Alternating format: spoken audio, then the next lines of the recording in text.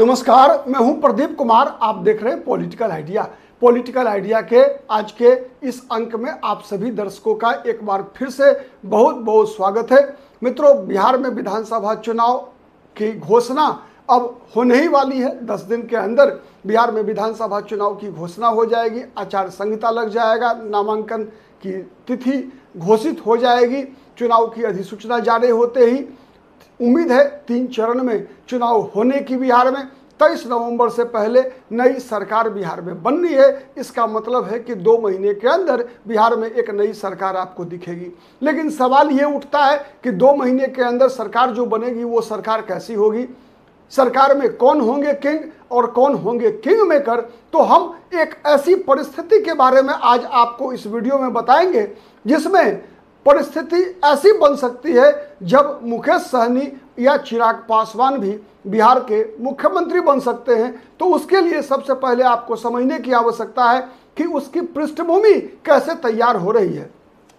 आप देख रहे हैं कि दोनों गठबंधन के अंदर जो गठबंधन के सबसे प्रमुख घटक हैं उनके खेल को समझने का प्रयास करते हैं। सबसे पहले हम बात करते हैं एनडीए में चिराग पासवान की।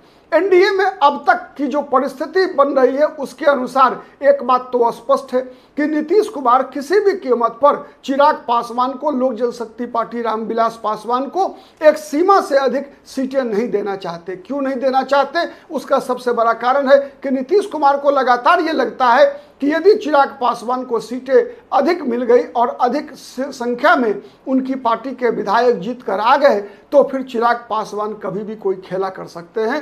खेला किंग भी बन सकते हैं और किंग मेकर भी बन सकते हैं। वही स्थिति महागठबंधन में मुकेश सहनी की है। मुकेश सहनी को भी मुकेश सहनी के डिमांड के अनुसार 60 सीटें 50 सीटें मुकेश सहनी मांग रहे हैं। डिप्टी सीएम का उम्मीदवार बनाने की बात कर रहे हैं। लेकिन कांग्रेस और राष्ट्रीय जनता दल दोनों के दोनों नाक पर मक्खी जो है नहीं बैठने दे रही है। नाक पर मक्खी नहीं बैठने देने का मतलब यह है कि किसी भी प्रकार से मुकेश सहनी की इस मांग को गंभीरता से लेने को तैयार नहीं है। चाहते तो हैं कि जैसे नीतीश कुमार चाहते हैं कि चिराग पासवान उनको छोड़ कर ना जाए, क्योंकि पिछली बार जब चिराग पासवान छोड़ कर गए, अकेले चुनाव लड़े, तो उसका परिणाम जनता दल यूनाइटेड भुगत चुकी है कि भले ही चिराग पासवान की पार्टी को 1 सीट पर मात्र सफलता मिली, 8 सीट पर मात्र दूसरे नंबर पर रहे, लेकिन जनता दल यूनाइटेड को तो जरूर आधा कर दिया चिराग पासवान के खेला ने और उसका फायदा राष्ट्रीय जनता दल को मिला।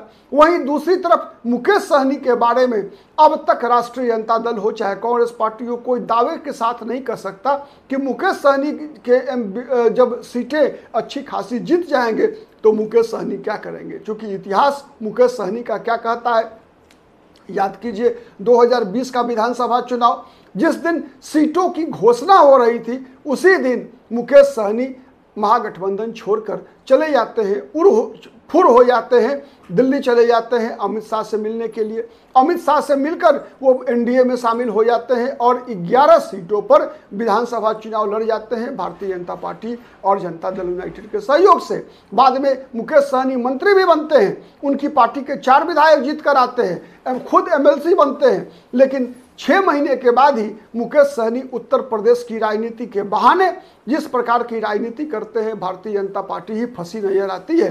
अंत में परिणाम ये होता है कि मुकेश सहनी को मंत्रिमंडल से बर्खास्त किया जाता है और मुकेश सहनी की पार्टी के 4 विधायक, चूंकि उस चुनाव में, पिछले चुनाव में 2020 में जो 4 एमएलए जीत कर आए थे वो सब के सब भारतीय जनता पार्टी के ही कार्यकर्ता थे, नेता थे। भले ही उनका सिंबल नाव छाप था, मुकेश सहनी की पार्टी के सिंबल पे लड़े थे, लेकिन सब के सब भारतीय जनता पार्टी से जुड़े हुए लोग थे। तो उस प्रकार के खतरा इस बार भी महागठबंधन को भी दिख रहा है कि महागठबंधन के सहयोग से यदि मुकेश सहनी चुनाव जीत कर जाते हैं, उनकी संख्या अच्छी खासी विधायकों की होती है, तो वो फिर विधायक मुकेश सहनी के नियंत्रण में रहेंगे या नहीं रहेंगे, ये पहला सवाल है। जिस प्रकार से पिछली बार मुकेश सहनी के विधायक चारों के चारों मुकेश सहनी को छोड़कर चले गए, ऐसा भी हो सकता है कि मुकेश सहनी खुद तो महागठबंधन के साथ रहें और उनके विधायक जो है मुकेश सहनी को छोड़ दें। या फिर यह भी हो सकता है कि मुकेश सहनी, मान लीजिए कि अगर मुख्यमंत्री बनाने की बात है, उप मुख्यमंत्री बनाने की बात है, कहीं ऐसा तो नहीं कि मुकेश सहनी जो है मुख्यमंत्री बनने के लोभ में एनडीए के साथ उड़ ले। तो ये एक दूसरी संभावना बनती है, वही चीजें लागू होती है चिराग पासवान के साथ ही। चिराग पासवान एनडीए में रहकर, चिराग पासवान तो केंद्र में मंत्री हैं, तो इसका मतलब है कि जब केंद्र में मंत्री हैं तो बिहार में तो मंत्री बनेंगे नहीं, बिहार में बनेंगे तो मुख्यमंत्री ही बनेंगे, ठीक है। और जो चिराग पासवान जिस विभाग के मंत्री हैं, जितना महत्वपूर्ण मंत्रालय दिल्ली में उनके पास है, तो मुझे नहीं लगता कि वो डिप्टी सीएम के भी उम्मीदवार हैं। लगातार चिराग पासवान की पार्टी की ओर से उनको मुख्यमंत्री पद के उम्मीदवार के रूप में प्रचारित किया जा रहा है। लगातार कई खेल चिराग पासवान की पार्टी करने का प्रयास कर रही है। चिराग पासवान खुद कुछ बोलते हैं, उनके बयानों का बयान बदला हुआ दिखता है।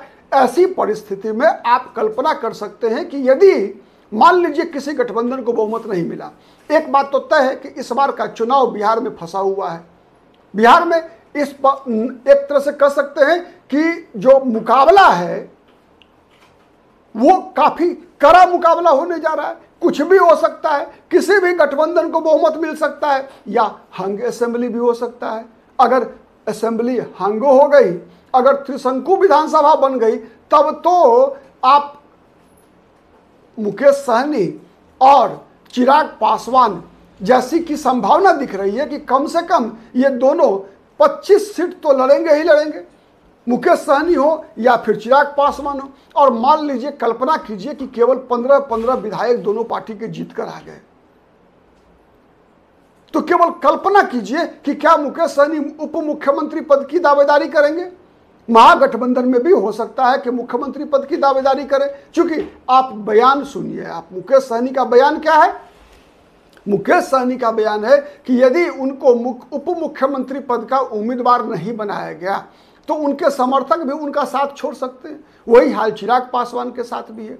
चिराग पासवान को भी पता है कि आने वाले दिनों में बिहार की राजनीति में तेजस्वी यादव तो एक ध्रुव ऑलरेडी बन चुके हैं, दूसरा ध्रुव जो नीतीश कुमार हैं, नीतीश कुमार की उम्र, नीतीश कुमार का स्वास्थ्य अब नीतीश कुमार के साथ नहीं है। तो फिर जो दूसरा विकल्प है, तेजस्वी यादव के खिलाफ का जो विकल्प है, उस विकल्प का पोजीशन जो है वो तो लगातार खाली चलेगा। भारतीय जनता पार्टी अब तक जो है कोई नेतृत्व तो अपना दे नहीं पाई है। सम्राट चौधरी को भारतीय जनता पार्टी प्रोजेक्ट करने का प्रयास कर रही है, लेकिन सम्राट चौधरी पर जिस प्रकार के आरोप प्रशांत किशोर की तरफ से लगातार लगाए जा रहे हैं, कहीं ना कहीं प्रशांत किशोर की छवि में डेंट तो हुआ ही है, दाग तो लगा ही है। पर सम्राट चौधरी की छवि जो आज से 1 महीना पहले दिख रहा था, प्रशांत किशोर के विभिन्न आरोपों के बाद अब वैसी परिस्थिति तो है नहीं। तो यदि भारतीय जनता पार्टी, और दूसरा एक और विषय है कि यह संभव है कि भारतीय जनता पार्टी के उम्मीदवार को किसी और गठबंधन से बाहर के किसी और पार्टी का समर्थन शायद नहीं मिले। वैसी परिस्थिति में तो कोई किंग मेकर किंग भी बन सकता है, और ये ऑप्शन जो है दोनों के लिए मैदान खुला होगा, चिराग पासवान के लिए भी, मुकेश सहनी के लिए भी। यदि चिराग पासवान को महागठबंधन के ही समर्थन से यदि मुख्यमंत्री बनने की बारी आई, तो मुख्यमंत्री बनने के लिए चिराग पासवान तो केंद्रीय मंत्री के पद को दांव पर लगा ही सकते हैं। ठीक है, मंत्री बनने के लिए नहीं दांव पर लगाएंगे, उप मुख्यमंत्री बनने के लिए दांव पर नहीं लगाएंगे, लेकिन मुख्यमंत्री बनने का जो सपना है चिराग पासवान का, यदि वो महागठबंधन के सहयोग से पूरा होता है तो चिराग पासवान पूरा नहीं करेंगे उस सपने को, मुझे इसकी कोई संभावना तो दिखती नहीं है।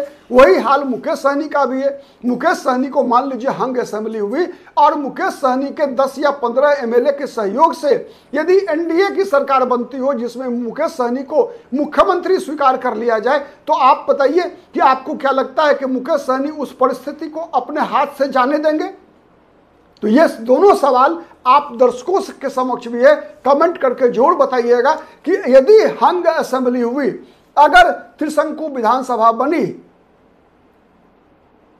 या फिर त्रिशंकु नहीं भी बनी, किसी गठबंधन को स्पष्ट बहुमत भी मिला लेकिन बहुमत बहुत थीन बहुमत रहा, मान लीजिए 122 कम से कम बहुमत के लिए, साधारण बहुमत के लिए आवश्यक है 125 की संख्या रही महागठबंधन की, और उस 125 में 15 विधायक रहे मुकेश सहनी के। वही स्थिति एनडीए की, मान लीजिए आप 125 एनडीए की जीत कर आए और 15 विधायक रहे उसमें चिराग पासवान के।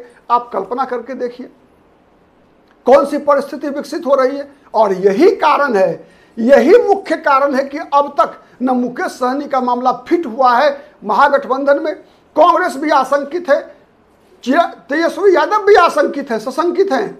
वहीं एनडीए में नीतीश कुमार भी सशंकित हैं। हाँ, भारतीय जनता पार्टी के पास खोने को कुछ है नहीं, क्योंकि भारतीय जनता पार्टी ने तो अपने किसी नेता को मुख्यमंत्री बनाने की उम्मीद इस चुनाव में भी छोड़ दिया है। इसीलिए नीतीश कुमार का ही बैंड बीजेपी बजा रही है लगातार, मतलब गुणगान कर रही है। हाँ, और दूसरे नंबर पर चिराग पासवान का गुणगान हो रहा है, यशोगान हो रहा है। तो इसीलिए किसी के लिए भी मैदान खुला हुआ है। आप ये मत मानकर चलिए कि मुख्यमंत्री आने वाले दिनों में बहुमत मिलने के बावजूद, मैं बता रहा हूं, बहुमत मिलने के बावजूद यदि किसी गठबंधन को बहुमत त्रिशंकु है, तब तो एकदम खुला खेल फर्रुखाबादी होने वाला है। यदि विधानसभा में किसी को बहुमत नहीं मिला तो खुला खेल फर्रुखाबादी होगा। कोई भी मुख्यमंत्री हो सकता है, और सबसे ज्यादा अगर किसी दो व्यक्ति में से किसी एक की संभावना बनेगी तो वो चिराग पासवान और मुकेश सहनी की बनेगी। आंकड़े तो इसी बात की गवाही देते हैं। आपका क्या सोचना है, जवाब जरूर दीजिएगा। आज के लिए इतना ही, बहुत बहुत धन्यवाद। अगर अभी तक हमारे चैनल को सब्सक्राइब नहीं किया है तो प्लीज सब्सक्राइब कर लीजिए। हम इसी प्रकार आपके समक्ष बिहार के चुनाव, विधानसभा चुनाव और बिहार की ही नहीं बल्कि पूरे देश की राजनीति से संबंधित हर उस खबर पर हमारी नज़र बनी रहती है, और उसका विश्लेषण हम आपके समक्ष इसी प्रकार से प्रस्तुत करते रहेंगे। हमारा विश्लेषण कंप्लीटली निष्पक्ष होगा, न सत्ता पक्ष न विपक्ष की बात होगी, केवल और केवल तर्कों और तथ्यों के आधार पर निष्पक्ष विश्लेषण होगा। आज के लिए इतना ही, बहुत बहुत धन्यवाद।